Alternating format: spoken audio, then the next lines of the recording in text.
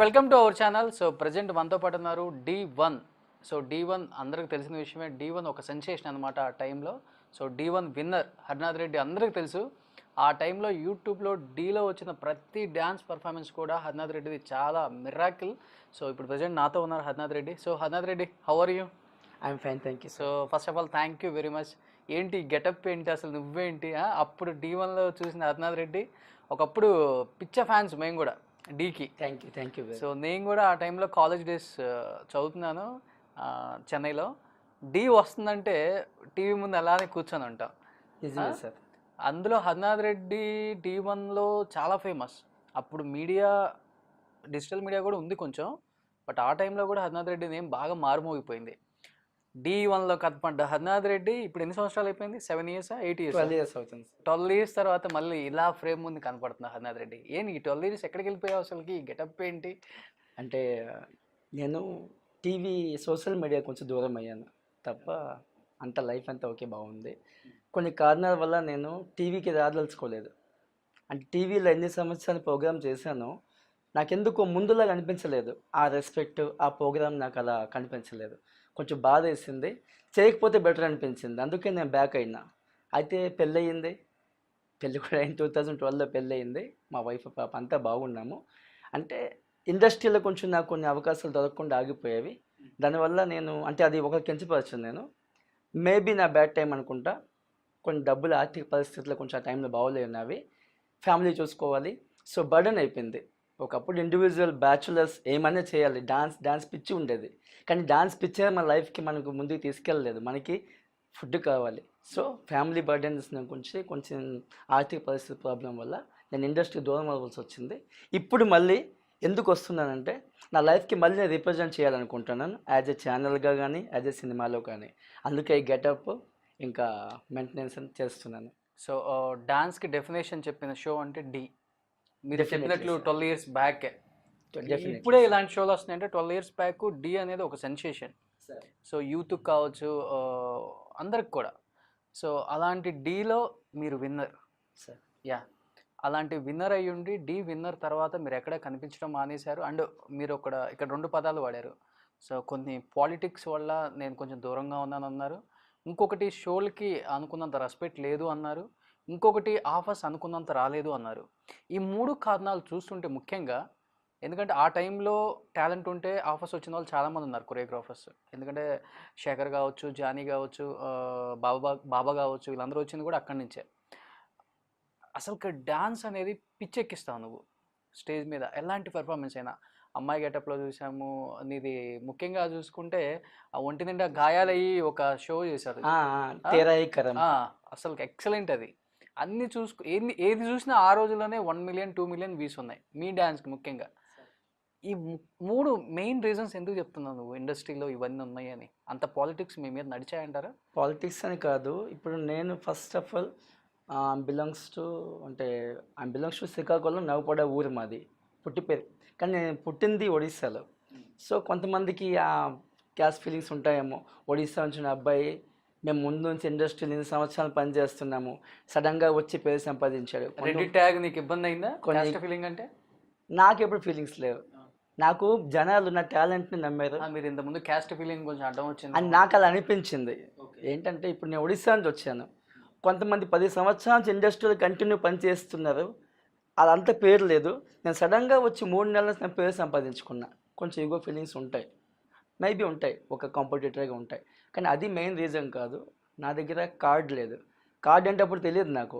ఒక union dance master card కావాలంటే, ఒక సినిమా చేయాలంటే. నాకు అనిపించింది ఏంటి, టాలెంట్ ఉంటే చేసేయవచ్చాను. కానీ టాలెంట్ అన్నింటిలో పనికిరాదు, కొన్ని రూల్స్ ఉంటాయి. అది నా దగ్గర లేదు. కార్డు కొనాలంటే 5,50,000 ఉన్నాం. ఇప్పుడు 12 years బ్యాక్ కూడా. అప్పుడు master card, dancer card 3 lakhs something ఉంది. ఇప్పటికీ అంత ఉంది. అయితే అంత డబ్బు నా దగ్గర లేదు. నేను టీంతో రావడం, ఒడిస్సా నుంచి షూటింగ్ చేసి మళ్ళీ టీంతో వెళ్ళిపోవడం, టీం 15 మెంబర్స్కి తిండి తిప్పాలి, ఆ ఇంటి ప్రాబ్లమ్స్ అంతా నా బర్డన్స్. అంటే నా పిల్లలు అనమాట. నా కింద డాన్స్ నేర్చుకుని రోడ్ స్కైల్ షో చేసిన వ్యక్తి నేను. అలాగలాగా ఛానల్ ఎక్కుతూ కష్టపడి డీ దాకా వచ్చాను. సో డీ ఫేమ్ నాకు వచ్చింది ఎందుకంటే, డీ కన్నా ముందు కొన్ని తెలుగు ఛానల్ చేశాను, చాలామందికి తెలియదు. జెమినీలో డాన్స్ బేబ్ డాన్స్ చేశాను, మా టీవీలో డుమ్ డుమ్ డిగా డిగా చేశాను, జీ తెలుగులో స్టైల్ గురు చేశాను. ఫైనల్ దాకా తీసుకొచ్చారు. సూపర్ చేస్తున్నా, అల్టిమేట్ చేస్తున్నా అంటారు. ఏదో కారణం చెప్పి తొలగొట్టడం, అలా చాలా జరిగాయి. చాలా ఫైనల్గా తీసుకొచ్చి ప్రతి ఒక్కరు అంటాడు, మాస్టర్ ఏం చేస్తున్నా మీరు సూపర్, మీరే విన్నర్ అంటారు. మనసుకు ఉంటుంది, మేము ఒడిస్సా నుంచి వచ్చిన పక్క విన్నర్ అవుతాం, మేము దాని గురించే వచ్చాం. ట్రైన్లు ఎంత కష్టపడి వచ్చాం మాకు తెలుసు. కానీ ఇక్కడ చాలా పాలిటిక్స్ జరిగాయి. ఎందుకంటే ఒడిస్సా వాడు తీసి పారేశారు.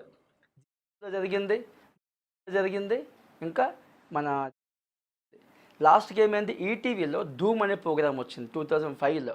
దాంట్లో విన్నర్ తీసుకున్నాను, ఎందుకంటే బీట్ చేసినట్టు లేడు నాకు ఆ టైంలో అప్పుడు. అయితే 2005లో స్టేట్ డాన్స్ అవార్డు ఇచ్చారు. ఆ మేడం స్వర్ణ మ్యామ్ జడ్జిమెంట్ ఇచ్చింది. డీ ఎందుకు ఫేమ్ అయిందంటే డీలో ఫస్ట్ టైం ప్రభుదేవ గారు వచ్చారు. అయితే నేను చేయాలని లేదు, మనసు ఇరిగిపోయింది తెలుగు ఛానల్ అంటే. కానీ నాకు మా ప్రొడ్యూసర్ చెప్పారు, నువ్వు వస్తే మేబీ నీ లైఫ్ బాగుంటుంది, నువ్వు సక్సెస్ అవుతావు అన్నారు. ప్రభుదేవ్ గారు ఉన్నారు. అది నాకు ప్రభుదేవులతో కలవడం చాలా ఇష్టం చిన్నప్పటి నుంచి. సో అదొక ఫస్ట్ రీజన్ నేను డీ చేయాలంటే. సెకండ్ థింగ్, సినిమా మాస్టర్లు ఎప్పుడు ప్రోగ్రామ్స్ చేసేవారు కాదు, సినిమాలో ఉండేవారు. ఈ డీలో ఫస్ట్ టైం సినిమా మాస్టర్లు వచ్చారు, ఇంకా సినిమాతో ఒక పెద్ద కొరియోగ్రాఫర్ మన ప్రభుదేవ్ గారు వచ్చారు. సో నాకేంటి ఆ పెద్దవాళ్ళ మధ్య నేను కనిపించాను. దానివల్ల జనాలు కొంచెం దగ్గర తొందరగా అయ్యాను. నా డ్యాన్స్కి అప్రిషియేట్ చేశారు. కానీ ఏమైందంటే డాన్స్ గెలిచానంత ఓకే, పర్ఫార్మెన్సెస్ అన్నీ అయిపోవు. తర్వాత నెక్స్ట్ లెవెల్ ఏంటంటే కొరియోగ్రాఫర్ ఆఫర్ వచ్చింది. Usha Kiran movie cinema, first movie cinema వచ్చింది నిన్ను కలిసాక 2009-8లో వచ్చింది. వచ్చేసా ఒడిస్సా నుంచి హైదరాబాద్, ఛాన్స్ ఇచ్చారు, ప్రాక్టీస్ మొదలెట్టాము. ప్రాక్టీస్ నడుస్తుంది, డైరెక్టర్ సార్ పిలిచారు నాకు, హర్నాథ్ గారు మీ దగ్గర కార్డ్ లేదా అన్నారు. శివనాగేశ్వరరావు సార్ మన సినిమా డైరెక్టర్. నాకు ఏం కార్డ్ సార్ అంటున్నాను. అతను అన్నారు, యూనియన్లో మీరు డ్యాన్స్ కొరియోగ్రఫీ చేయాలంటే యూనియన్ కార్డు ఉండాలన్నారు. నాకు తెలియదు సార్, నా దగ్గర లేదు, మా యూనియన్ వాళ్ళు వద్దంటున్నారు, నాకు అలాగైతే నువ్వు చేయలేవన్నారు. ఓకే సార్ అన్నాను. అయితే కార్డు తీసుకోవాలి, ఏం చేయాలంటే సార్, కార్డు అంటే యూనియన్ మాట్లాడాలా, దాని డబ్బు కట్టాలా, అది పక్కన పెడితే 5 years ఎక్స్పీరియన్స్ ఉండాలంట ఒక అసిస్టెంట్ కొరియోగ్రాఫర్గా. అది నా దగ్గర లేదు. అప్పుడే వచ్చాను నేను, నాకు ఎవడిస్తాడు ఛాన్స్, అసిస్టెంట్ కొరియోగ్రఫీ చేయాలన్నా డాన్స్ కార్డు తీసుకోవాలి కదా, అంత సోమత నా దగ్గర లేదు. గెలిచిన వెంటనే ఈరోజు గెలిచిన మర్చిపోయి చెక్ ఇచ్చారు, కొంచెం వాళ్ళ ఫార్మాలిటీస్ ఉంటాయి. అది తిప్పినప్పుడు 2 నెలలు పట్టింది నాకు ఆ డబ్బులు చేతికి వచ్చాము. ఇంతట్లో హైదరాబాద్లో ఉండాలంటే ఒక ఇల్లు కావాలి, పిల్లలు 15 మందికి ఒక క్లాస్ పెట్టి నడిపిద్దామని దొరికిన డబ్బులతో వాళ్ళకి భోజనాలకి ఏర్పాటు రూమ్ తీసుకొని అలాగా డబ్బులు అయిపోయేవి. ఇంకా మా ఇంట్లో కొన్ని బర్డెన్స్ ఉన్నాయి. ఇది ఒట్టి నా పర్సనల్ లైఫే కాదు, నా వల్ల నా ఫ్యామిలీస్ కూడా మంచిగా ఉండాలని కొన్ని డబ్బులు చిన్న చిన్న అప్పులు ఉన్నాయి, అవన్నీ క్లియర్ అయ్యాయి. కానీ నేను కార్డు తీసుకోలేకపోయాను. అయితే ఆ సినిమా ఆగిపోతే అన్నారు, యాక్టింగ్ చేస్తావన్నారు. మేబీ చేస్తాను సార్ అన్నాను. ఒక అవకాశం ఇచ్చారు యాజ్ యాక్టర్గా, హీరోకి ఫ్రెండ్గా క్యారెక్టర్గా చేశాను. నా వల్ల ఎంతైనా నేను న్యాయం చేస్తే సార్ హ్యాపీ అయ్యారు. కానీ నా లైఫ్ అది కాదు, ఒక కొరియోగ్రాఫర్గా ఎదగాలనుకున్నాను, అది నేను జరగలేకపోయింది. అలాగలాగ పరిస్థితులు తిరిగే నాకు అర్థం కాదు, టైం అలాగ వెళ్ళిపోయింది తప్ప యాజ్ ఎ పార్టిసిపెంట్గా మిగిలిపోయాను. కానీ D2 అయినప్పుడు నాకు మాస్టర్గా దొరుకుతున్న ఆశ వచ్చింది, నేను పక్క ఈసారిని ప్రూవ్ చేసుకుంటే యాజ్ ఎ మాస్టర్గానే. అయితే D2 ఎప్పుడు స్టార్ట్ అయిందో నేను అడిగా ముందే, మేడం నాకు ఏమైనా ఆఫర్స్ ఛాన్సెస్ మళ్ళీ ఉన్నాయని, నేను D2కి మాస్టర్గా వస్తా, ఒక కంటెస్టెంట్ తీసుకొచ్చి నేను ఒక టీం తీసుకొచ్చి మంచిగా పెర్ఫామ్ చేస్తానని. లేదు హర్నాథ్, ఆల్రెడీ నువ్వు D1లో గెలిచావు కదా, మరి D2 వచ్చినప్పుడు సడన్గా మళ్ళీ కనిపించకూడదు, గ్యాప్ తీసుకుందాం, మళ్ళీ ఛాన్స్ ఇస్తాంలే అన్నారు. ఓకే అన్నాను. కానీ D3 ఒక 10 episodes దాటింది, TRP తగ్గింది నాకు తెలిసి. నాకు కాల్ వచ్చింది, హర్నాథ్ వస్తావా, చేస్తావా, ఈ ఇంట్రెస్ట్ ఉంది కదా అన్నారు. నాకు ఫోన్ వచ్చింది, ఎందుకు వద్దంటే నాకు టీవీలు కనిపించాలని ఇంకా ఉంటుంది. వచ్చిన తర్వాత ఏమైంది, ఈ మాస్టర్స్ అంతా నాకు అక్సెప్ట్ చేయలేదు. ఎవరెవరు ఉన్నారు D3లో అప్పుడు? D2 గణేష్ మాస్టర్ను, ఇంకా చాలామంది పేర్లు గుర్తులేవు నాకు. శేఖర్ మాస్టర్ D2లో ఉన్నాడు శేఖర్ మాస్టర్. అప్పుడే ఎంట్రీ అయ్యాడు. కానీ నా ఎంకరేజ్మెంట్ లేదంటారు ఆ టైంలో. మాస్టర్స్ అంతా ఏమన్నారంటే, ఇతను మధ్య ఎందుకు వచ్చాడు, స్టార్టింగ్ నుంచి ఎందుకు రాలేదన్నారు ఫస్ట్ థింగ్. అయితే దానికి నేను జవాబు చెప్పలేను. అయితే ఇతను ప్రభుదేవ కన్నా గొప్ప అని అడిగారు. ఎవరు? మాస్టర్స్. గణేష్ మాస్టర్ అడిగాడు డైరెక్ట్ టీవీలో. నాకు అలాగా కాంట్రవర్సీ వీడియోస్ చూపించి TRP లాగారు ఆ టైంలో. కమింగ్ అప్ అంటే హర్నాథ్ రెడ్డి ప్రభుదేవ గొప్ప అని అడిగితే ఇంకేం జవాబు మీరు అనుకుంటున్నారు, నేను చెప్పలేదు కదా. ప్రభుదేవ మా గురువు, నేను ప్రభుదేవ గొప్ప అని చెప్పుకుంటే ఇక్కడ ఎందుకు ఉంటాను నేను. సో అలాగ కొన్ని మాటలు అన్నారు, నాకు నచ్చలేదు. ఇతనికి మాస్టర్ సీట్ ఇవ్వమన్నారు. జడ్జిమెంట్ చరణ్ మాస్టర్ అన్నారు, మీరు డాన్స్ అంటే డాన్స్ దమ్ ఉండాలి, అలాంటి స్టేజ్ పైకి ఎక్కాలి, కార్డు ఉందా లేదా మాస్టర్ ఉందా చూడకూడదు అన్నారు. రేఖా మేడం అంది, ఏంటి మీరంతా హర్నాథ్ రెడ్డి భయపడుతున్నారా అంది. అంటే చాలా నా గురించి జడ్జెస్ ఫైట్ చేశారు. అప్పటికి ఫోన్లే చూడండి, పెర్ఫార్మెన్స్ చూడండి, ఒకవేళ నచ్చకపోతే తీసేద్దాం అన్నారు. ఎలా కూర్చోబెట్టారు, వాళ్ళంతా మంచి సైజుగా సీట్లు, 6 సీట్లు ఉంటాయి మాస్టర్స్కి, టేబుల్ మైక్లు ఉంటాయి కదా, నాకు పక్కన ఒక చిన్న స్టూల్ వేసి కూర్చోబెట్టి అలా కూర్చోబెట్టించారు. ఒక మాస్టర్ గారు వేస్ట్ నాకుడులా కూర్చోబెట్టారు. చెప్పకూడదు, అది బాధ వేస్తుంది నాకు. పెర్ఫార్మెన్స్కి నేను కుమ్మేస్తా అంటే నేను ఇలా కూర్చొని చూస్తుంటే నా డాన్స్ తప్పలు కొట్టుకుంటున్నా, వాళ్ళేమో ఎలా చూస్తున్నారు. పెర్ఫార్మెన్స్ ఇస్తాను నేను భయపడ్డా డాన్స్కి. అది అయ్యింది. అప్పుడు అంది ఇప్పుడు ఏంటంటే మాస్టర్ అంటే 80% మాస్టర్ సపోర్ట్ చేశారు. అప్పుడు పేర్లు గుర్తులేవు నాకు, సామ్రాట్ మాస్టర్ పేరు గుర్తుంది.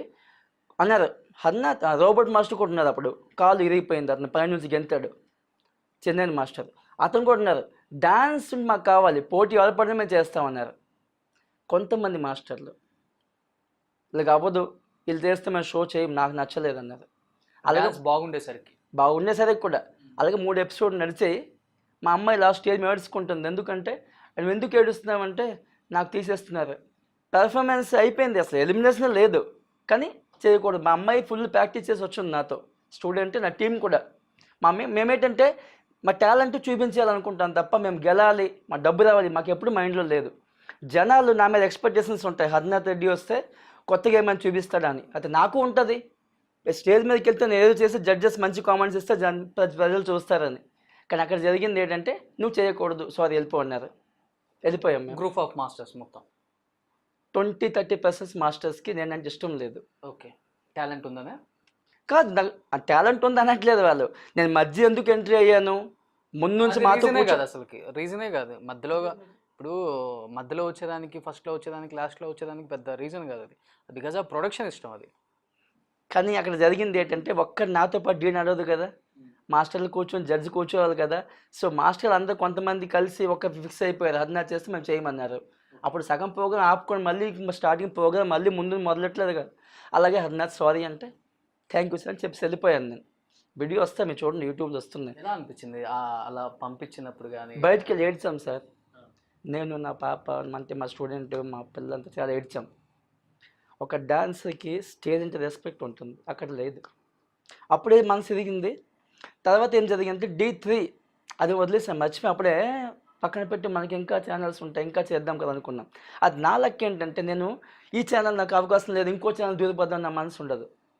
ఈటీవీ జెన్యూన్ ప్రోగ్రామ్స్ మిగతా ఇప్పుడు నేను తొలగొట్టింది. నేను బిఫోర్ సరే స్టైల్ గురి ప్రోగ్రామ్ చేసి లారెన్స్ మాస్టర్కి వస్తున్నారు మీతో కల్పిస్తా అని చెప్పి అబద్ధాలు చెప్పి తీసుకొచ్చి మంచిగా వాడుకున్నాను. నాకు సెమీఫైనల్ దగ్గర ఫైనల్లో నా స్టేజ్కి వెళ్ళక ముందే అక్కడ ప్రిపేర్ అవుతున్నాం. మేము తిండి కూడా సరిగలేదు, 3 రోజులు అయింది వచ్చి మేము ప్రాక్టీస్లో. మాకు అన్నారు మీకు టైం ఇస్తాము, ఒక రౌండ్ క్లియర్ చేస్తామన్నారు. రాత్రి పొద్దున్న క్వార్టర్ ఫైనల్ సెమీఫైనల్ చేసేస్తున్నారు. అప్పటికి మేము జిద్దులో తగిలి ఉన్నాం, మేము రాత్రి పడుకోవట్లేదు, అయినా ప్రాక్టీస్ చేసుకొని పొద్దున్న అన్ని రౌండ్లు కుమ్మేస్తున్నాం. మేము ఫైనల్కి ఎలా సాంగ్ రెడీ అవుతున్నానంటే వాళ్ళు నాతో బీట్ చేయలేరు, అంతమంది మాస్టర్లు ఉన్నారు. అయితే ఏమైంది, ఇంక రెడీ అవ్వండి మీరు అంటే, సార్ మాకు ఇంకా ప్రాక్టీస్ అవ్వలేదు సార్, మీరు సడన్గా ఫైనల్ పెడుతున్నారంటే ఓ పంచి మీరు డ్రాప్ అయిపోండి అన్నారు. సార్ మేము డ్రాప్ అవ్వము, ఓడిపోతాం కానీ పర్ఫార్మెన్స్ చేసి ఓడిపోతామన్నాం. అయితే రెడీ అవ్వండి అన్నారు. మేము బయటకు వెళ్ళి పెయింట్లు కొట్టుకొని మేకప్ వేసుకుంటున్నాము. ఒక అబ్బాయి పైకెట్టి వచ్చినాడు, సార్ లోపల అనౌన్స్మెంట్ ఇచ్చేసి విన్నర్ ఇస్తున్నా అన్నాడు. మా పెర్ఫార్మెన్స్ కాలేదు, లోపల లారెన్స్ మాస్టర్ వచ్చాడు, తలుపు వేసుకొని లాక్ చేసుకొని లోపటేమో అవార్డు ఇస్తున్నారు ఇంకోళ్ళకి. నేను చూసి బయటకు వచ్చేస్తే అన్నా అయిపోయిందంతా, నీ డాన్స్ ఒక చేసేసి అంటే టీవీలో ఏం చూపిస్తారు, ఇలా అంతా డాన్స్ అయ్యింది, ఎవరికి విన్నర్ ఇచ్చారు. నేను అన్నాను సార్ చూడండి నేను డాన్స్ చేయను. డాన్స్ చేయరా అయితే మీకు తిండి ఏమో, మీకు టికెట్లు ఇవ్వమన్నా ఇంటికి ఒడిసి వెళ్ళడానికి. ఎక్కడికి వెళ్తాను సార్ నేను. అలాంటి పరిస్థితులు నాకు చేశారు అమ్మ. కానీ ఈటీ నాకు చాలా సపోర్ట్ చేసింది.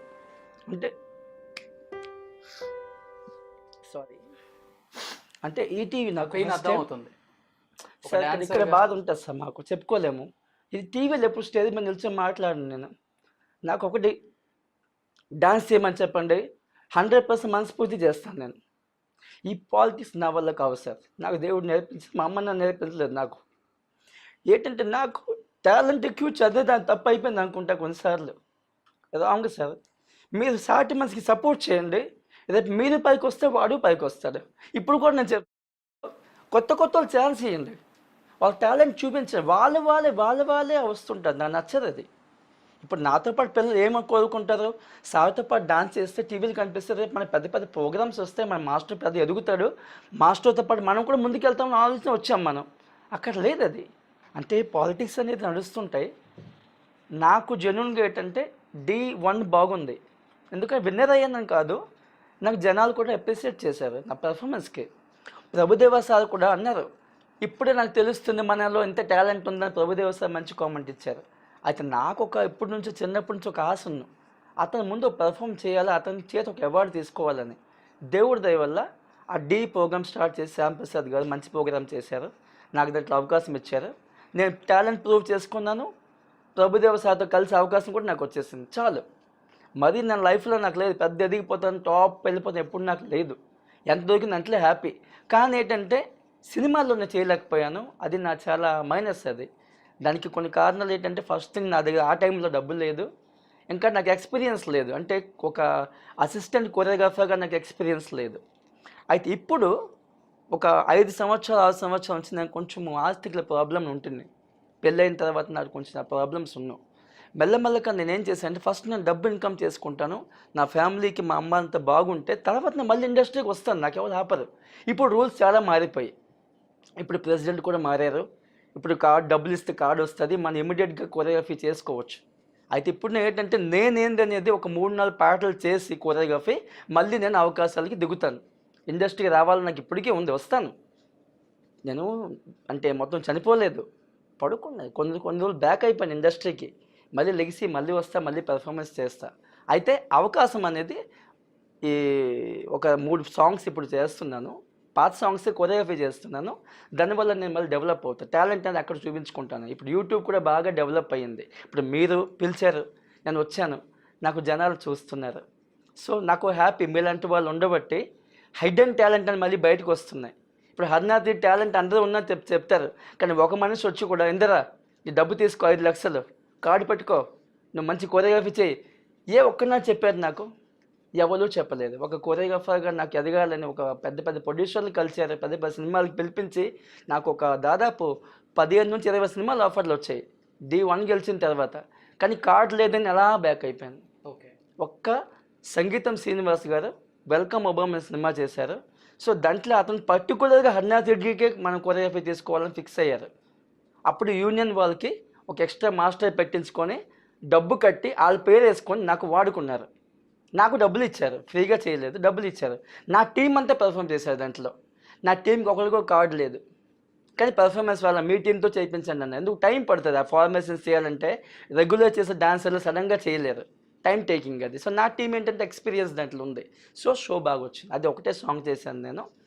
ఇప్పుడు మళ్ళీ నేను ఇండస్ట్రీకి రావాలనుకుంటున్నాను, యాజ్ ఏ కొరియోగ్రాఫర్గా, యాజ్ ఏ ఆర్టిస్ట్గా కూడా. ఈ గడ్డం అందుకే పెంచున్నాను, నాకు దేవుడు ఒక కళ ఇచ్చాడు, ఆర్ట్ ఎక్స్ప్రెషన్ యాక్టింగ్ అనేది దేవుడు ఒక ఆశీర్వాదం నా పైన. సో ఇప్పుడు దాన్ని మళ్ళీ ప్రూవ్ చేసుకోవాలనుకుంటున్నాను. ఒక షార్ట్ ఫిల్మ్ తీస్తున్నాను, అది అక్టోబర్లో షూటింగ్ స్టార్ట్ చేస్తున్నాను, నవంబర్ కల్లా రిలీజ్ చేస్తాను. దానివల్ల జనాలకి నాతో ఒక యాక్టింగ్ స్కిల్, ఒక direction skill, story script writing skill నాలో ఉందని తెలుస్తుంది. దాని నుంచి నాకు ముందుకు ఆఫర్లు ఉన్నాయి. ఒక ప్రొడ్యూసర్ గారు నాకు ఫోన్ చేశారు, హర్నాథ్ ఎక్కడికి వెళ్ళిపోయి ఇన్ని రోజులు, అసలు నేను పెద్ద ఫ్యాన్ అన్నారు. చెప్పండి పేరు చెప్పండి అతనిది, అతను నాకు సపోర్ట్ చేస్తామన్నారు. ఒకటి, నువ్వు టాలెంట్ ఏమున్నదో ఒక్క వీడియో తయారు చేయి, తర్వాత స్టెప్ నేను నీకు ఇస్తా, నువ్వు యాజ్ ఎ డైరెక్టర్గా ఏం చేస్తావు చేయన్నారు. సో నాకు ఇంకేం వద్దు, నా డబ్బు వద్దు, ఏమొద్దు, అవకాశం ఇస్తున్నారే, అవకాశం నేను నిరూపించుకుంటా, నేను ఉన్నానా లేదా ఆ సినిమాలో యాజ్ ఎ కొరియోగ్రాఫర్గా, యాజ్ ఎ డైరెక్టర్గా నేను ప్రూవ్ చేసుకుంటా. దానివల్ల నాకు మళ్ళీ ఇండస్ట్రీకి నాకు కాల్స్ వస్తాయి.